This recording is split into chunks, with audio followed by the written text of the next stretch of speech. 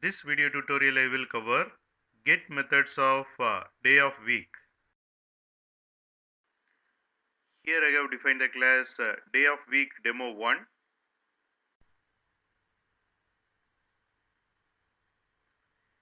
Here I have created day of week. Day of week is Tuesday.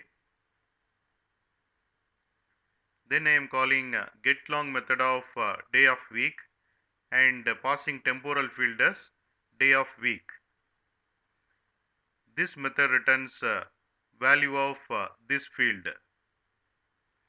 Tuesday is second day of the week, so we will get 2. Here I have defined the class day of week demo 2. Here I have created day of week. Day of week is Sunday.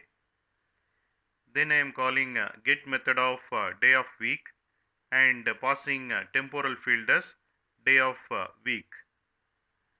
This method returns value of this field. Sunday is 7th day of the week, so we will get 7.